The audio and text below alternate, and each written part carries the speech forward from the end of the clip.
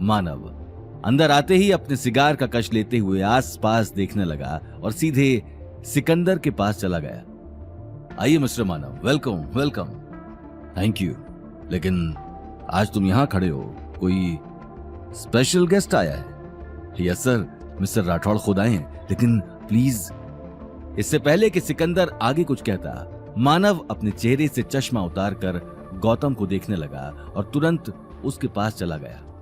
वहीं गौतम मानव को देखते ही रिया और शनाया को देखने लगा। उसे सिर्फ अपनी पहचान बाहर आने का डर था। ओह शिट, ये मानव सिंह यहाँ कैसे आ गया? अभी आकर गड़बड़ कर देगा। Hello mister. मानव ने मुस्कुराते हुए गौतम की तरफ हाथ बढ़ा दिया, लेकिन नील ने उसी वक्त हाथ आगे आकर हाथ मिला लिया। Hello, Neel Agarwal from Agarwal group. Sorry, मैं समझा नहीं। आपने मुझे नहीं पहचाना? अच्छा, आपने गायत्री देवी का नाम तो सुना ही होगा। मैं उनका पोता हूं, नील अग्रवाल। सॉरी, आपको शायद कोई गलतफहमी हुई है। मैं आपसे नहीं, मिस्टर राठौड़ से मिलने आया हूं। ये बात सुनते ही नील हंसते हुए अपने आसपास देखने लगा। कौन है मिस्टर राठौड़? कहाँ है mister Rathore? Where is he? हो, कहीं आप इस घर जमाई की बात तो नहीं कर रहे? ये तो साला। अरे तमीज से बात करो, तुम जानते भी हो कि ये हमारे घर का एक मामूली सा नौकर है। मेरी नकचड़ी कजिन का पालतू कुत्ता है, इससे ज्यादा कुछ नहीं है ये। गौतम का शरीर गुस्से में लाल हो चुका था। वहीं दूसरी तरफ मानव भी नील की बात सुनकर गुस्से में आग बबूला हो चुका था। वो गौतम को बहुत अच्छे से जानता था और उसकी बहुत रिस्पेक्ट करता था। लगता है तुम्हें किसी की इज्जत करना नहीं आता। मुझे मालूम है मिस्टर राठौड़ तो कुछ नहीं कहेंगे, लेकिन मैं तुम्हें इस बात का जवाब जरूर दूंगा। ये बात कहते हुए मानव ने अपने आदमी को इशारा कर दिया। आदमी ने उसी वक्त टेबल पर रखी वाइन की बोतल उठा ली और नील को पिलानी शुरू कर दी।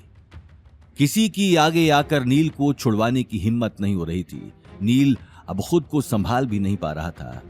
उसकी आंखों में धुंधलापन छा चुका था।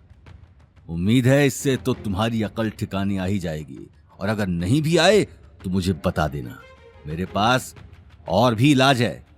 मानव की बात के आगे किसी की कुछ कहने की हिम्मत नहीं हुई। सॉरी मिस्टर राठौड़, आपको खामखा इतनी परेशानी उठानी पड़ी। और वैसे आप ये किन लोगों के साथ बैठे हैं जिन्हें बात करने की भी तमीज नहीं है? मिस्टर मानव, ये मेरे जानने वाले ही हैं। मैं आपसे बाद में आकर बात करता हूँ। Sure sure.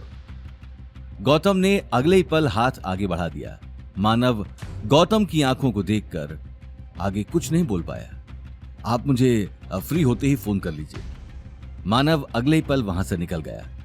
नील के साथ शनाया और रिया तीनों को ही अपनी आंखों पर यकीन नहीं हो रहा था।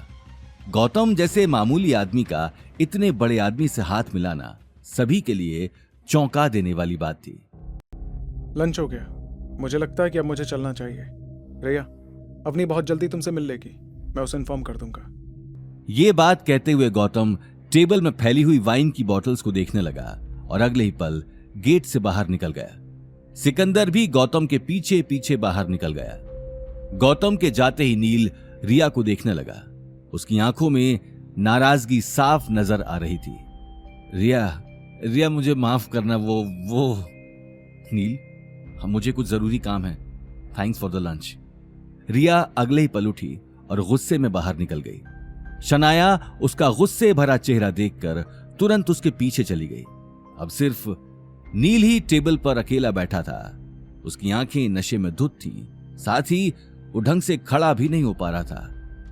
ये गौतम को इतना बड़ा बिजनेसमैन कैसे जानता है? आखिर क्या है इस घर जमाई की असलियत? एक तरफ नील को गौतम पर शक हो चुका था, तो वहीं दूसरी तरफ गौतम भी इसी बात को लेकर डर रहा था। ऑटो से घर जाते हुए बार बार उसके दिमाग में यही बात चल रही थी।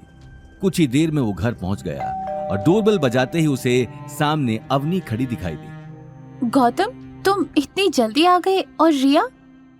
वो ठीक है, नील और शनाया भी आए थे। मैं कुछ देर उनके साथ बैठा, फिर रिया अग्रवाल हाउस के लिए निकल गई। कोई बात नहीं, वैसे भी रिया शायद ही यहाँ आती। ये बात कहते हुए अवनी गौतम को देखने लगी। गौतम अब तक अपनी आइडेंटिटी सामने आने के बारे में सोच रहा था। आज मानव ने आकर सब कुछ खराब कर दिया। कहीं इस नील और शनाया को मुझ पर शक हो गया। आगे की कहानी जानने के लिए देखिए अगला एपिसोड सिर्फ पॉकेट एफएम के यूट्यूब चैनल पर और रॉयल वारिस के सारे एपिसोड्स को सुनने के लिए डिस्क्रिप्शन में दी लिंक से डाउनलोड करें पॉकेट एफएम ऐप।